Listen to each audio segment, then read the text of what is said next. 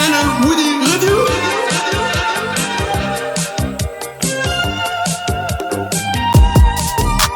Yo mes Nakama, c'est ton Nakama Winnie en chakra et en vibranium. Et aujourd'hui on va donc parler du chapitre 866 de One Piece. On commence le chapitre avec un flashback 63 ans avant les événements de la Tea Party. On retrouve une Big Mom jeune qui s'appelle Lala, c'est donc son vrai blaze. On nous explique dans ce chapitre les origines de Big Mom et les origines de Mother Caramel, comment ils se sont rencontrés, comment Big Mom a commencé à avoir de l'affection pour Mother Caramel jusqu'à ne pas péter une foutue photo avant qu'elle perde son contrôle en elle-même. Et dans ce chapitre, on nous explique comme quoi les parents de Big Mom, en fait, auraient abandonné Big Mom sur une île qui s'appelle Elbaf, une île où vivent des grands guerriers géants, au profit de Mother Caramel. Ils ont abandonné Big Mom parce que, soi-disant, elle était insupportable, ingérable vis-à-vis de ses pouvoirs.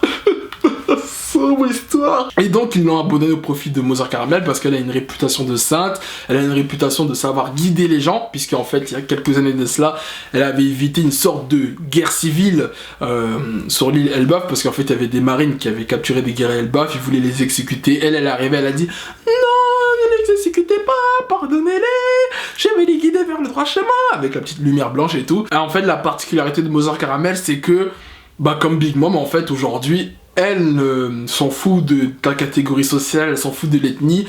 Elle accueille tout le monde, elle élève tout le monde comme si c'était ses propres enfants. Comme Big Mom aujourd'hui sur son île, là, Walk Island. Et donc Big Mom arrive sur l'île. Elle explique en trouvant Mother Caramel qu'elle a été abandonnée par ses parents. Mother Caramel lui propose de rester jusqu'à ce que ses parents reviennent. Et t'as tous les enfants qui sont là. Non, tes parents ne reviendront jamais, arrête d'avoir espoir. Vous savez comment sont les enfants, ils sont durs. Surtout dans One Piece, ils sont très très méchants les enfants.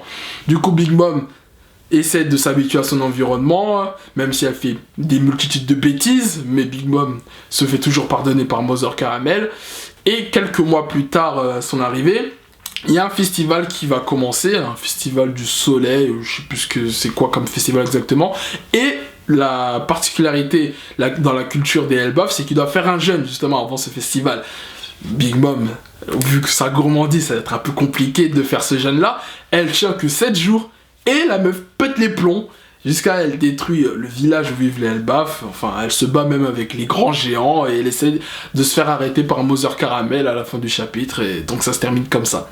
Donc, qu'est-ce qu'il y a à dire sur ce chapitre? Et déjà, il y a beaucoup d'informations. Hein. C'était vraiment que du blabla. Mais j'aime particulièrement les flashbacks dans One Piece. Hein. À vrai dire, il y a même des arcs. J'ai presque plus préféré des flashbacks que l'arc narratif principal, si vous voyez ce que je veux dire. D'ailleurs, c'est pas pour dire, mais petite parenthèse, dans ce chapitre-là, on traite du jeûne.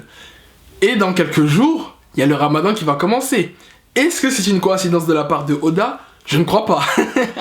Sacré Oda. En tout cas, big up à tous les musulmans et toutes les personnes qui vont faire le Ramadan cette année. Force à vous.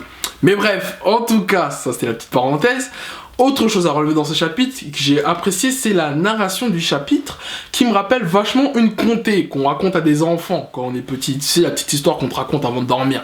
Voilà, on te raconte vraiment dans les détails, vraiment comme si t'étais un enfant, un gamin qui découvrait une histoire. J'ai plutôt apprécié ce petit détail. Autre chose, comme je l'avais dit la semaine dernière, Mother Caramel n'est pas la mère biologique de Big Mom, mais plus une sensei, comme l'équivalent de Sanji et son patron là dans le restaurant. Voilà, ils ont des liens de paternité, de maternité, mais sans que ce soit ses parents biologiques. Et donc c'est ce qui se passe vraiment avec Mother Caramel. Elle la considère comme sa mère, parce qu'elle l'a élevée pendant des années. En tout cas, on sent vraiment que l'esprit et les valeurs de Mother Caramel ont vraiment influencé Big Mom sur le futur, puisque comme Mother Caramel, Big Mom a fait une île, elle a réuni des gens qui n'ont pas de distinction sociale, pas de distinction ethnique, il y a de tout, il y a des hommes poissons, il y a des géants, il y a tout ce que vous voulez, et même les liens familiaux c'est très important. Voilà pourquoi Big Mom, je pense aussi, il y a une multitude d'enfants avec des maris différents. C'est parce que bon, déjà je pense qu'elle a ses liens familiaux qu'elle a eu en grandissant avec Mother Caramel, et aussi parce que comme elle a été abandonnée par ses vrais parents, elle a peut-être eu une sorte de traumatisme. D'ailleurs, c'est peut-être pour ça que Lala est devenue Big Mom.